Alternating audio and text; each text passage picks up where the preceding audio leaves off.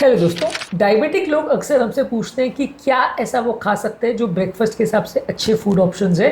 आज कुछ लिस्ट देंगे हम एक फूड प्रोडक्ट्स की जो आप नाश्ते में प्रेफर कर सकते हो और क्यों इनको प्रेफर कर सकते हो, क्यों ये अच्छे हैं बाकी फूड ऑप्शन से, उस पर बात करेंगे। प्रैक्टिकली स्पीकिंग ज़्यादातर डायबिटिक पेशेंट्स को मैं तो ऐसा रिकमेंड करता हूँ कि नाश्ता करो ही मत, क्योंकि इंटरमिटेंट फास्टिंग टेक्निक में यदि आप 16 घंटे फास्टिंग करना चाह रहे हो और वजन को कम करना चाह रहे हो, डायबिटीज़ को रिवर्स करना चाह रहे हो, तो मैं तो ज़्यादातर रिकमेंड ये करता हूँ कि नाश्ता करो ही मत। मैं खुद भी पिछले 1 साल से लगभग नाश्ता नहीं करता हूँ। कारण ये है कि वो फास्टिंग में यदि आप हैवी नाश्ता करते हो तो फास्टिंग कर पाना या उससे फ़ायदा ले पाना मुश्किल हो जाता है। लेकिन फिर भी मैं ऐसा रिकमेंड करूँगा कि अगर आप नाश्ता कर रहे हो तो ये फूड प्रोडक्ट्स जिनका लिस्ट मैं आपको दे रहा हूँ, इनमें से कुछ ऑप्शंस या इनमें से जो तरह का कॉम्बिनेशन आपको समझ में आ जाए वो आप यूज़ कर सकते हो। एक बेसिक कॉन्सेप्ट बताने का प्रयास मैं करूँगा जिससे आप अपने तरह से यूज़ कर सकते हो। बेसिकली देखिए, इसमें ऐसा है कि कुछ फूड प्रोडक्ट्स हो सकते हैं जो आप यूज़ ना करते हो, कुछ फूड प्रोडक्ट ऐसे हो सकते हैं जो उतने रेगुलर ना हो। पर बेसिकली अगर आपको ये कॉन्सेप्ट समझ में आ जाएगा कि क्या करना है तो आप बेटर सिलेक्शन कर सकते हो। इंडियन फूड्स पे एक सेपरेट अलग से वीडियो हमने किया है, वो हमारे चैनल पर देख सकते हैं। आज जनरल फूड आइडिया पर बात करेंगे। टॉपिक पर जाने से पहले जो लोग हमारे चैनल पर नए हैं उन्हें रिक्वेस्ट करूँगा कि चैनल को सब्सक्राइब करें, वीडियोस को लाइक करें, शेयर करें, फॉलो करें, कमेंट करें, पूरा देखें। टॉपिक इंपॉर्टेंट है, शायद ही किसी और चैनल पे आपको मिले, इसलिए इसे एंड तक देखिएगा। चलिए शुरू करते हैं इंपॉर्टेंट वीडियो।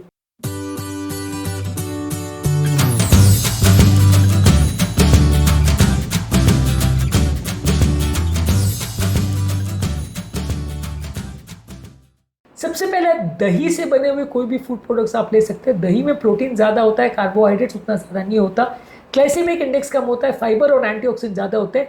इसमें आप नट्स और अलग अलग तरह के सीड्स डाल सकते हैं जो कि आपको ज़्यादा देर तक पेट भरा हुआ महसूस कराएंगे। ज़्यादातर हमारा बेसिक प्रिंसिपल ये है कि हमें ऐसी चीज़ें खानी होती है जो कम मीठी हो और ज़्यादा देर तक पेट भरा रख सके, ताकि हमें कम बार खाना खाना पड़े। तो इस मामले में दही साथ में नट्स और सीड्स का कॉम्बिनेशन एक अच्छा कॉम्बिनेशन, इसको आप यूज़ कर सकते हैं।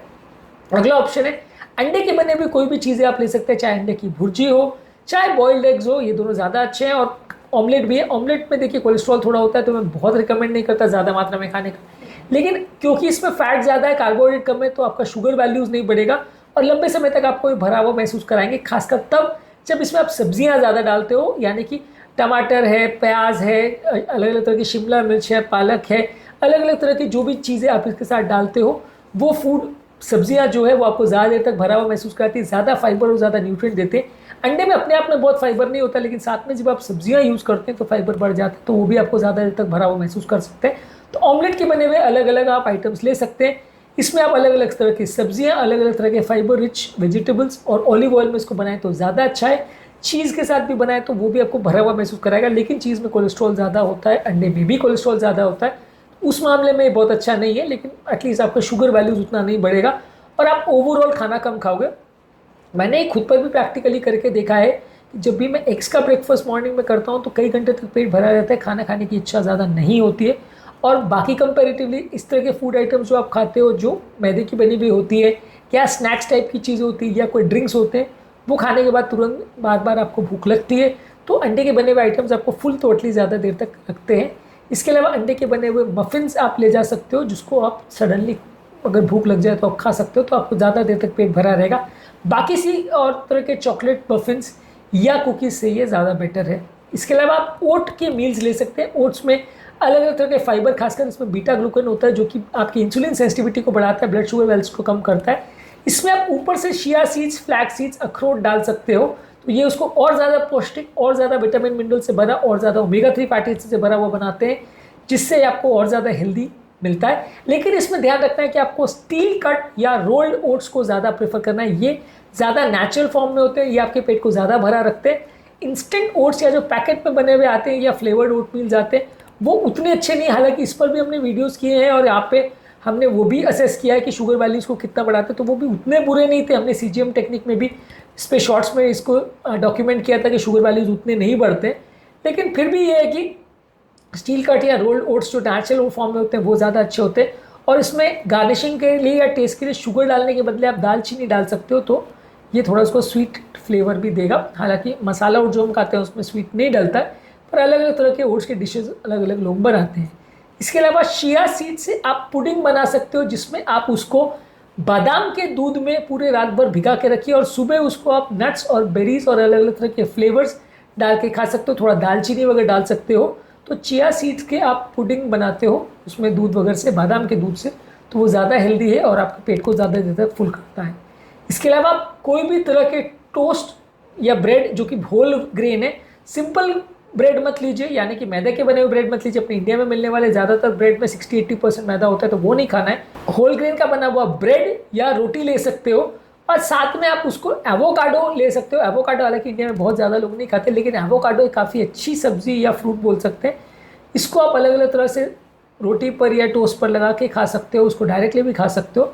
ये एक अच्छा कॉम्बिनेशन है जिसमें कुछ अनसैचुरेटेड फैट्स आपको मिलते हैं और ये आपको काफ़ी देर तक भरा हुआ महसूस कराता है, जिससे आपको कंपेरेटिवली भूख कम लगती है।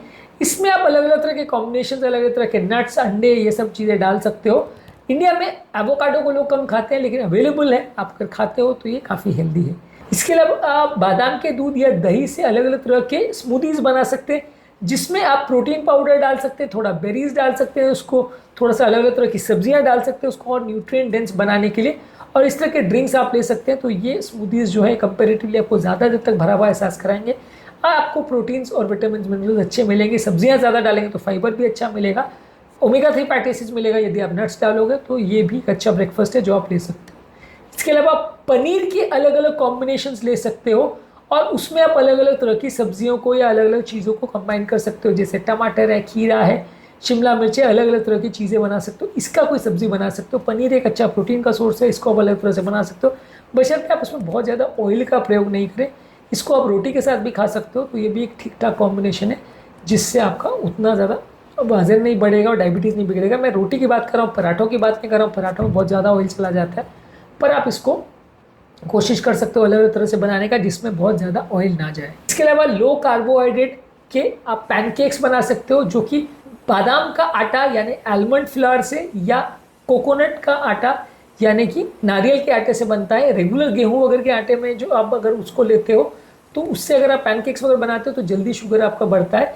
ये तरह के आटे से अगर आप पैनकेक्स या रोटी या इस तरह की कोई चीज़ें बनाते हो, साथ में उसको दही और बेरीज इस तरह की चीज़ों से लेते हो। इसके अलावा अगर आपको कोई चीज़ों को मीठा करना है, खासकर दही को या चाय वगैरह को, तो आप स्टीविया या मोंग फ्रूट या शुगर फ्री का प्रयोग कर सकते हैं। तो इस तरह का नाश्ता अगर आप करते हो तो कंपेरेटिवली ज़्यादा अच्छा है।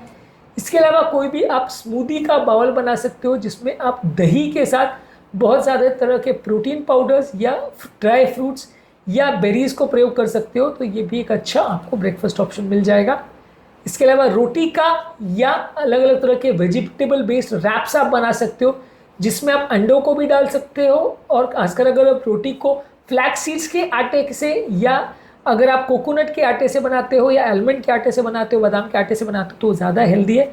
बाजरा जवार से भी बना सकते हो, वो कंपेरेटिवली गेहूं से ज़्यादा हेल्दी है, जल्दी शुगर नहीं बढ़ाता है।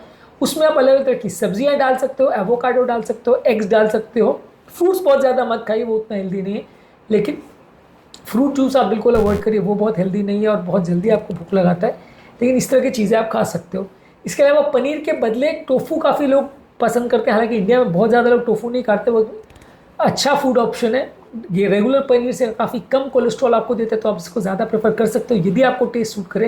हालांकि ज़्यादातर लोग इंक्लूडिंग मेरे को भी उसका टेस्ट नहीं पसंद आता, फिर भी आप अगर लेना चाहो या टेस्ट आपको सूट करता है तो उसको आप अलग अलग तरह की सब्जियों में प्रयोग कर सकते हो। साथ में पालक है, शिमला मिर्च है, मशरूम्स है, अंडे हैं, जो भी चीज़ आप उसके साथ कॉम्बिनेशन में ले सकते हो वो आप ले सकते हो। ये एक अच्छा फूड ऑप्शन है। अलग अलग तरह के फूड का ऑप्शन जो आपके खाने में आपको टेस्ट दे उस हिसाब से आप ले सकते हो। क्विनोआ का प्रयोग कर सकते हो। क्विनोआ में प्रोटीन और फाइबर काफ़ी अच्छा होता है, ये डायबिटिक पेशेंट्स के लिए अच्छा है।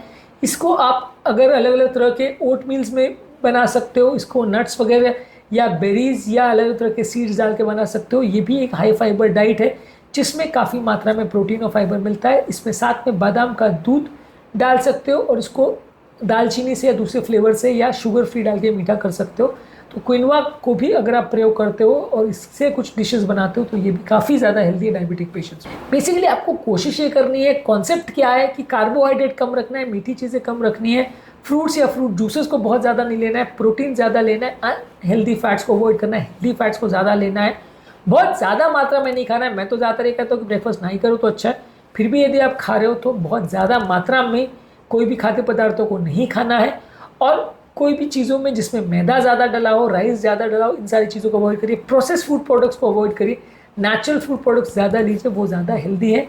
बॉडी को पचाने में भी वो कंपेरेटिवली ज़्यादा टाइम लगता है, ज़्यादा देर तक पेट को भरा रखते हैं और कंपेरेटिवली आपका शुगर वैल्यूज उतना स्पाइक नहीं करता, बार बार भूख नहीं लगती। मेन कॉन्सेप्ट ये है कि एक बार आपने नाश्ता किया तो कई घंटे तक आपके पेट को भरा रखे, इस तरह के फूड प्रोडक्ट्स को सिलेक्ट कर सकते हैं। एक अलग वीडियो में हमने डिस्कस किया है इंडियन फूड्स में कौन कौन से बेस्ट हैं, डायबिटिक पेशेंट्स के लिए कौन से वर्स्ट है। उन वीडियोस को भी जरूर चेकआउट करें। टॉपिक एंड करने से पहले जो लोग हमारे चैनल पर नए, उन्हें रिक्वेस्ट करूँगा चैनल को सब्सक्राइब करें, वीडियोस को लाइक करें, शेयर करें, फॉलो करें, कमेंट करें पूरा।